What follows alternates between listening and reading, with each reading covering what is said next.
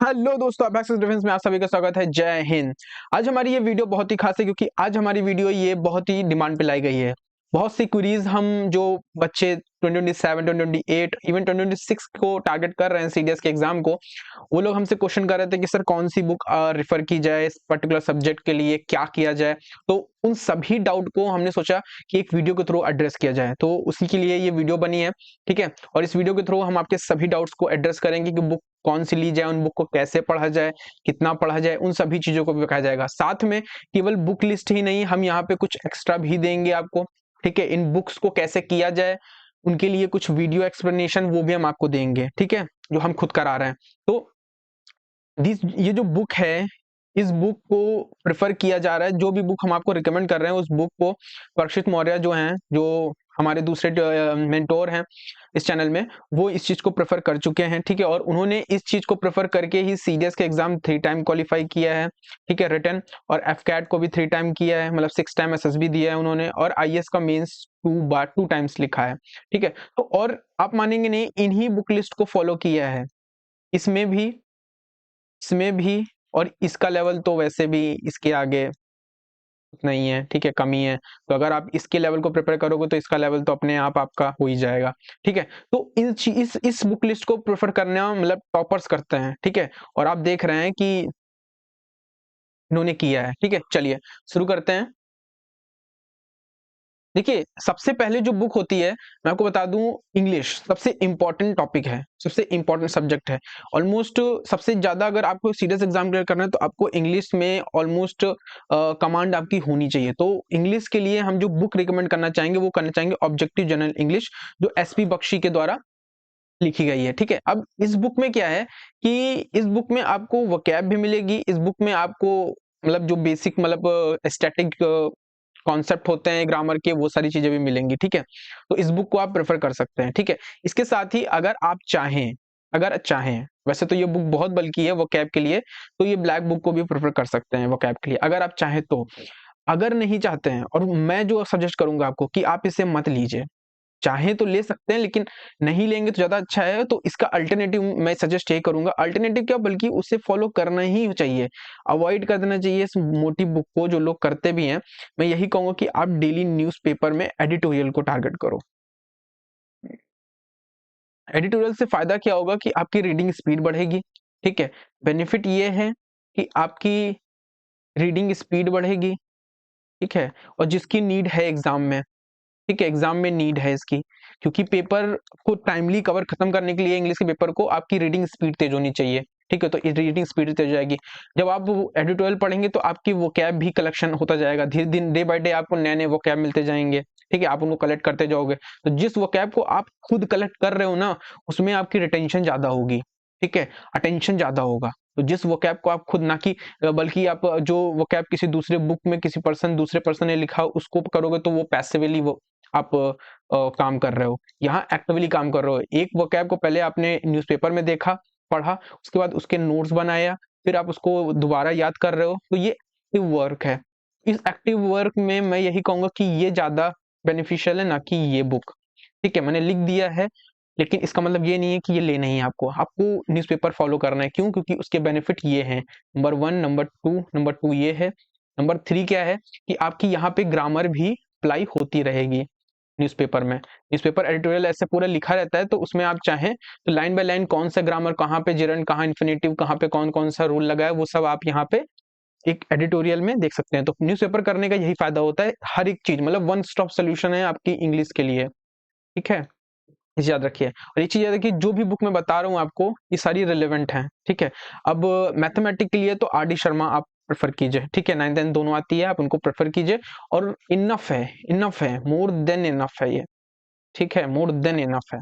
ठीक है, आप इन्हें प्रेफर कीजिए। बहुत बेसिक से सॉल्यूशन, मतलब इनके इसके एग्जांपल जो हैं, इनमें जो एक्सरसाइज हैं, एग्जांपल प्लस एक्सरसाइज दोनों को आप इसमें टैकल कीजिए, और दोनों से ही आपका इनफ है ये। ठीक है, दूसरा साइंस के लिए तो आई वुड प्रेफर कि 9 एंड 10th की एनसीईआरटी लाइन बाय लाइन आपको करना है। ठीक है, लाइन बाय लाइन आपको करना है। ठीक है, ठीक है, चलिए आगे चलते हैं। और कौन कौन सी? तो ज्योग्राफी के लिए आई वुड सजेस्ट कि आप 11th की जो ये एनसीईआरटी का आती है फिजिकल ज्योग्राफी की, ठीक है, ये फिजिकल ज्योग्राफी की है और इंडिया की ये ज्योग्राफी है।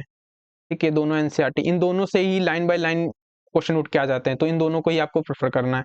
ठीक, ज्योग्राफी के साथ साथ ज्योग्राफी में ऑलमोस्ट 40% का वेटेज मैपिंग का रहता है ज्योग्राफी में ही, तो उसके लिए आपको ये स्टूडेंट एटलस ले लेनी है मैपिंग के लिए, स्टूडेंट एटलस। और याद रखिएगा ये 25 का एडिशन होना चाहिए। ठीक है, अब पॉलिटी के लिए आप क्या करना है, आपको पॉलिटी के लिए आपको एम लक्ष्मीकांत लेनी है। ठीक है, एम लक्ष्मीकांत लेनी है। और एंसेंट एंड मिडाइवल हिस्ट्री के लिए क्या करना है आपको, आपको तमिलनाडु की बोर्ड की एनसीईआरटी आती है, उसकी पीडीएफ अब ऑनलाइन पड़ी है, बुक तो चेंज हो गई है, उसको लीजिएगा। उसमें एंशिएंट से लेकर के मिडाइवल तक की हिस्ट्री को इंडिया की खत्म किया गया है, और बहुत कंसाइज वे में खत्म किया गया है, मतलब बहुत जल्दी खत्म, बहुत कम पेजों में, और काफी अच्छा कंटेंट दे दिया गया है, तो इसको करिएगा। और स्पेक्ट्रम को मॉडर्न इंडिया के लिए आपको करना है, लेकिन पूरी नहीं करना है, आपको हाफ स्पेक्ट्रम करना है। ठीक है, हाफ स्पेक्ट्रम करना है। और ये जितनी भी चीजें हैं, ठीक है, ये चीजें हैं। इकोनॉमी में आपको क्या करना है, इकोनॉमी आपको कुछ नहीं करना है, आपको ये एक रेड ये बुक आती है 12th क्लास की ही सारी एनसी दोनों एनसीईआरटी, एक माइक्रो है, एक मैक्रो है, एक माइक्रो है। ठीक है, मैक्रो से भी क्वेश्चन आ रहे हैं और माइक्रो से भी आ रहे हैं, आपको ये दोनों को देखना है। ठीक है, तो this is all about books. ठीक है, अब मैं आपको एक चीज दिखाता हूँ। देखिए, मैं अगर कहूँ कि ये सारी चीजें जो ये बुक्स हैं, इन बुक्स को अगर कोई कंप्लीट कर रहा है तो आपके लिए काम और आसान हो जाएगा। मतलब कि आप बुक तो है आपके पास, लेकिन इस बुक के साथ अगर बुक का एक्सप्लेनेशन वीडियो आपको मिल जाए तो कैसा रहेगा। जैसे ये लक्ष्मीकांत है, इसका एक्सप्लेनेशन वीडियो और प्लस इसका नोट्स मिल जाए।